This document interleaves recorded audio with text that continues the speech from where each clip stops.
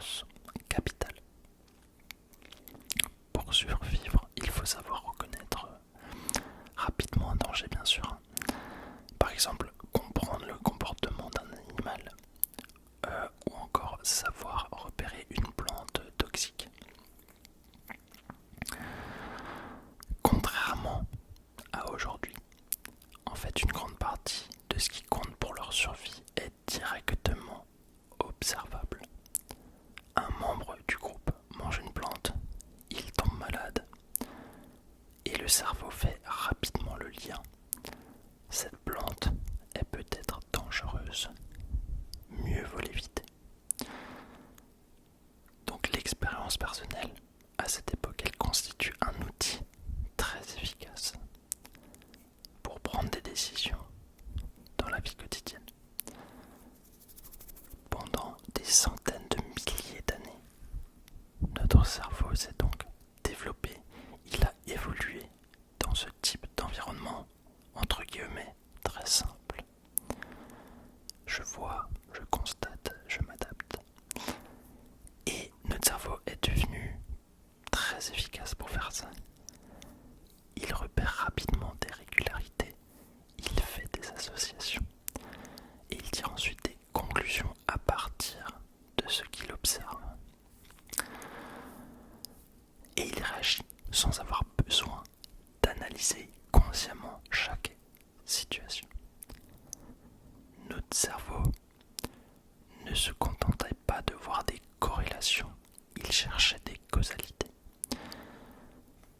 Mais depuis les temps modernes, le monde dans lequel on vit a beaucoup changé. Et il a surtout changé plus vite que notre cerveau. Les causes et les conséquences sont devenues beaucoup moins visibles et beaucoup plus complexes.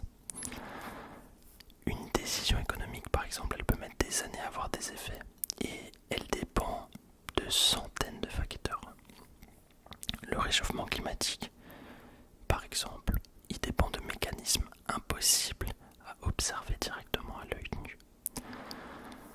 Et surtout à notre échelle. Pourtant, notre cerveau, lui, il continue souvent de fonctionner avec les mêmes réflexes millénaires.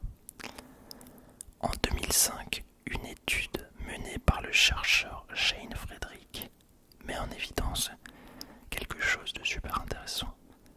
Face à certains problèmes, notre cerveau produit spontanément une réponse intuitive qui nous paraît évidente, mais qui est bien sûr parfois fausse. Ce sont des genres de raccourcis mentaux qui nous permettent de prendre des décisions sans avoir à analyser toutes les informations disponibles.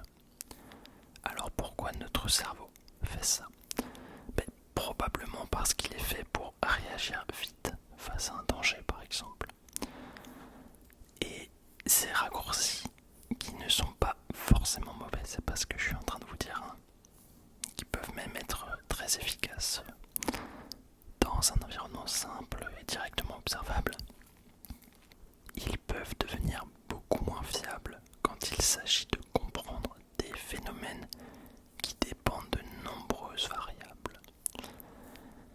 Et c'est précisément là que les biais cognitifs entrent en jeu. Les biais cognitifs, ce sont des genres de filtres invisibles qui agissent sur notre perception et qui altèrent notre jugement. On croit voir un monde tel qu'il est, alors qu'en fait on le voit déformé. C'est exactement comme ça que je fonctionnais à l'époque. Comme un homo sapiens en fait. Je me demandais pas systématiquement est-ce que ce que je pense est réellement vrai. Je me demandais surtout sans même m'en rendre compte. Est-ce que ça correspond à ce que je ressens, à ma vision du monde, à ce que j'ai vécu et à ce que je crois déjà.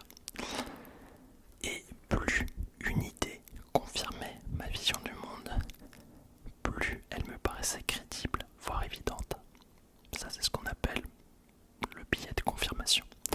Et quand une information remettait en cause ma vision du monde, elle me semblait immédiatement suspecte ou exagérée.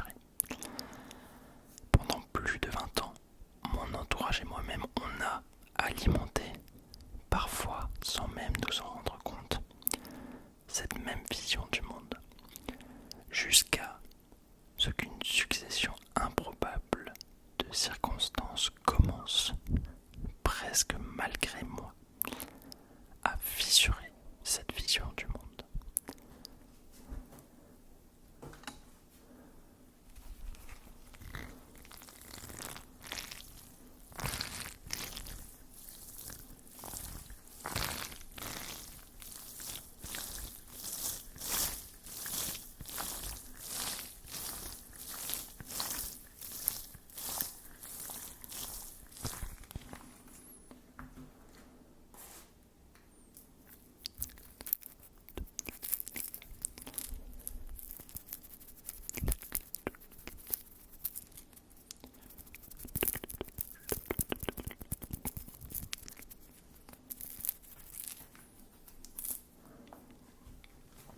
Faut pas que j'oublie de te faire un peu d'ASMR quand même. En 2017, je me présente aux urnes pour ma toute première élection présidentielle. J'ai à peine 21 ans et j'ai la rage de vaincre, hein, vraiment. J'essaye de vous trouver la photo et je vous la mets si je l'ai trouvée. Parce que je me prends même en photo et je suis tout fier d'aller voter pour François Fillon. Et pourtant à ce moment-là, il est déjà mis en examen. Et moi je brandis la présomption d'innocence pour balayer les critiques. Et sur le principe, j'avais probablement raison. Même si sur le plan moral, c'est effectivement plus discutable en fonction des faits. Bref. Je vois ça un peu comme un match de foot. Et après sa défaite, je ressens la même haine et la même déception que j'avais ressentie genre en 2006, lorsque la France avait perdu la finale de la Coupe du Monde contre l'Italie. Bon, à cette époque, j'étais assez petit, mais je m'en souvenais très bien.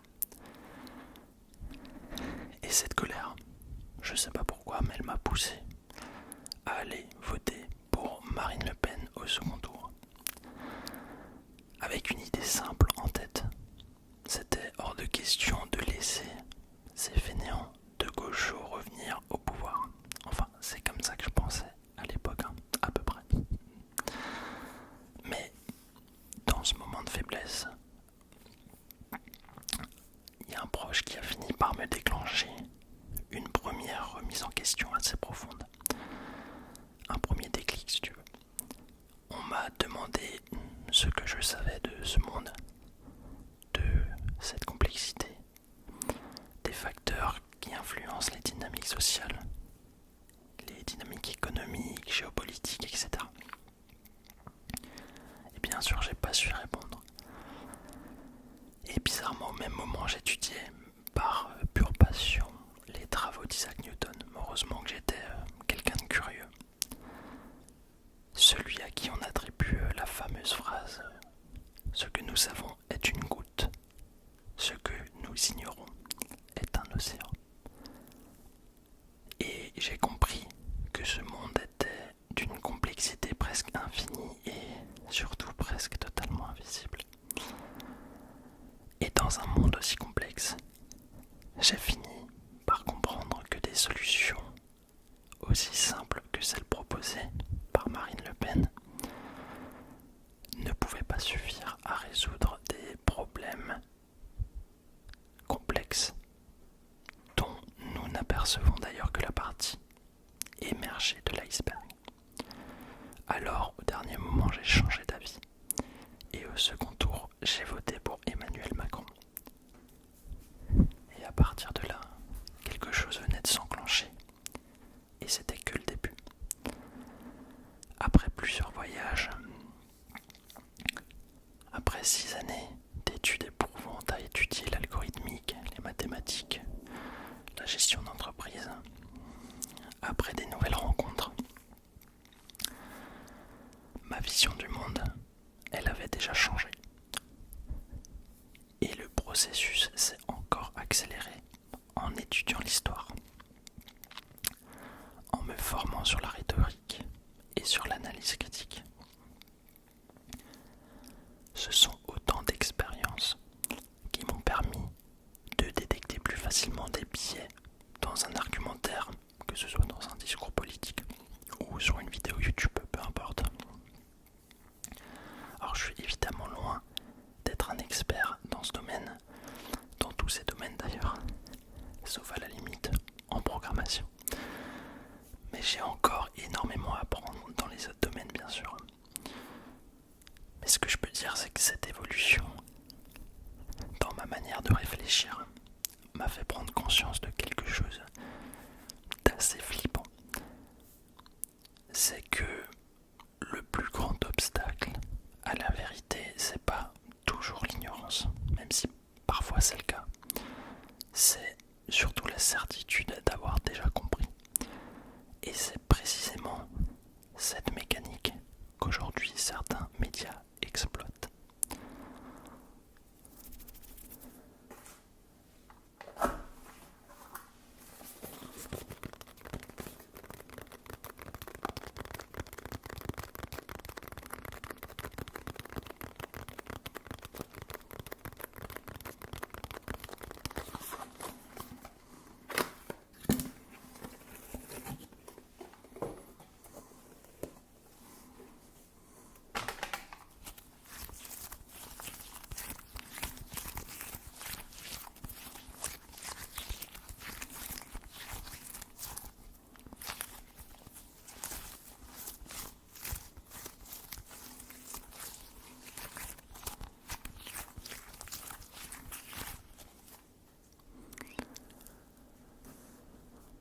Pour comprendre l'ampleur de la problématique, j'ai sélectionné un sujet qui nous concerne tous et toutes.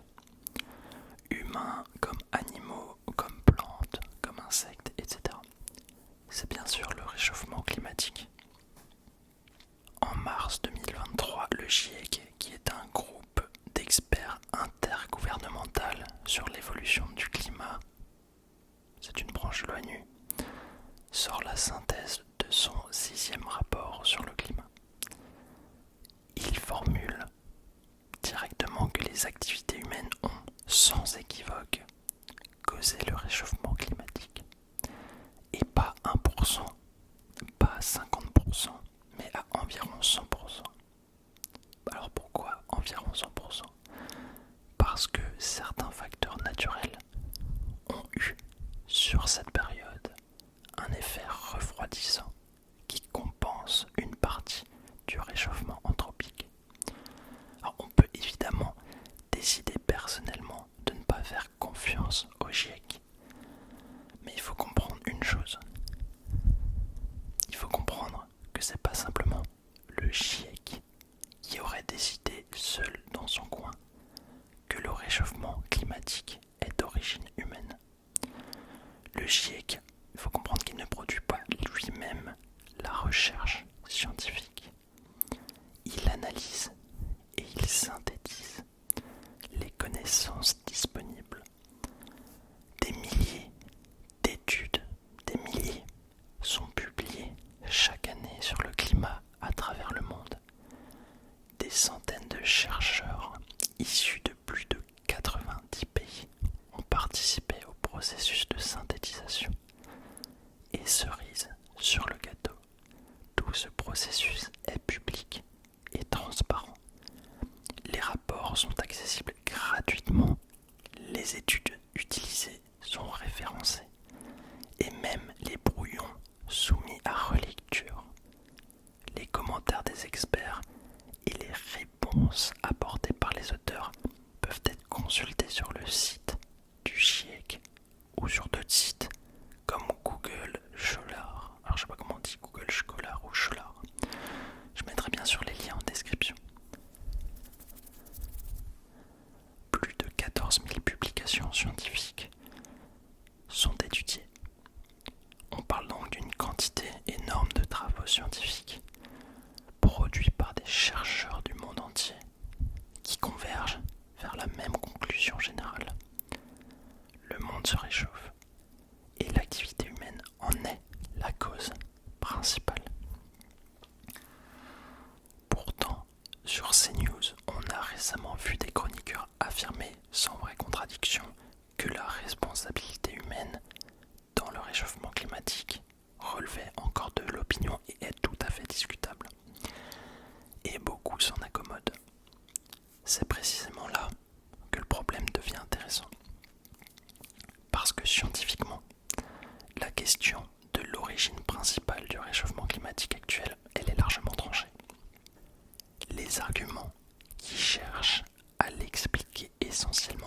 causes naturelles peuvent effectivement sembler intuitifs. Mais le truc, c'est qu'ils résistent mal à l'état actuel des connaissances.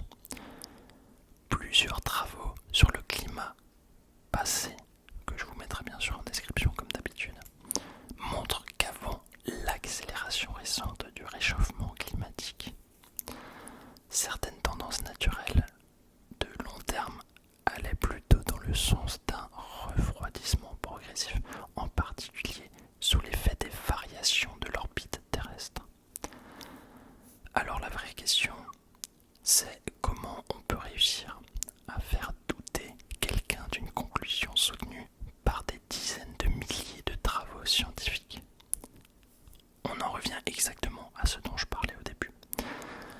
Face à un phénomène trop complexe pour être observé directement, notre cerveau cherche malgré tout une réponse simple et intuitive.